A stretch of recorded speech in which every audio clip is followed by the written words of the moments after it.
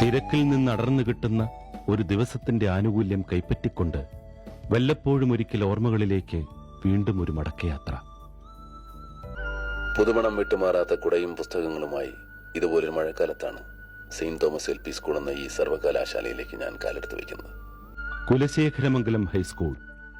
ഒഴിവുകാലത്തിന്റെ ആലസ്യത്തിലാണ്ട് കിടക്കുന്ന ഈ ക്ലാസ് മുറികളും സ്കൂൾ പറമ്പും ഒരു വലിയ നടന്റെ ചൈതന്യവത്തായ കൗമാര ദിനങ്ങളെ ഹൃദയത്തിൽ വെച്ച് സൂക്ഷിക്കുന്നു.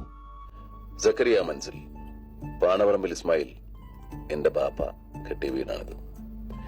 ഇവിടെയാണ് എന്റെ കൗമാര കുതൂഹലങ്ങൾ പീലി വിളർത്താൻ തുടങ്ങിയത്. പാണവറമ്പിൽ മുഹമ്മദ് കുട്ടി മേത്തരുടെ വീട് എന്റെ തറവാട്. ഇവിടെയായിരുന്നു എന്റെ ബാല്യം.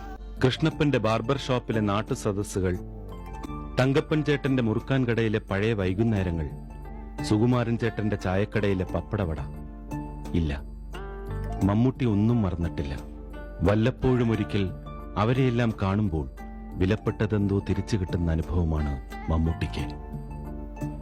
കണ്ടിട്ട് പഴയതുപോലെ തന്നെ മുടി കുഴപ്പമില്ല.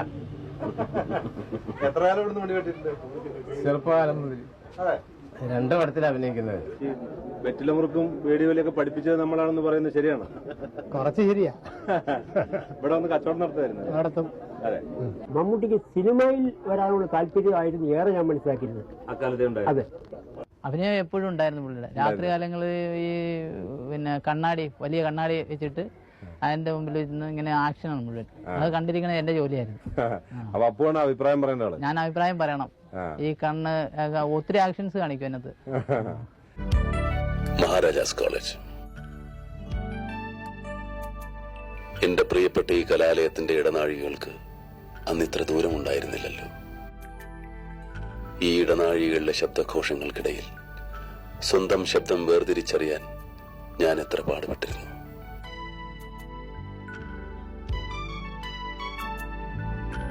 കൈവിട്ടുപോയ ആ കളിയൊച്ചകൾ തിരിച്ചു കേൾക്കാൻ ഞാൻ കാതോർക്കുകയാണ്.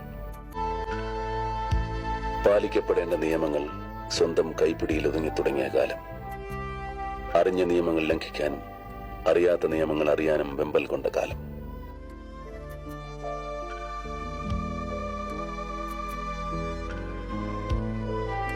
പ്രഗത്ഭരായ നിയമജ്ഞരുടെ ഛായാചിത്രങ്ങൾ കാവൽ നിൽക്കുന്ന ഈ കോർട്ട് ഹാളിലാണ് വക്കീലാകാനുള്ള ആദ്യത്തെ കളിയൊരുക്കം നടന്നത്. അന്നത്തെ കളിക്കൂട്ടുകാരുടെ വേഷം മാത്രമല്ലല്ലോ ഞാൻ അണിയേണ്ടി വന്നത്. എത്ര വേഷങ്ങൾ, എത്ര ഭാവങ്ങൾ.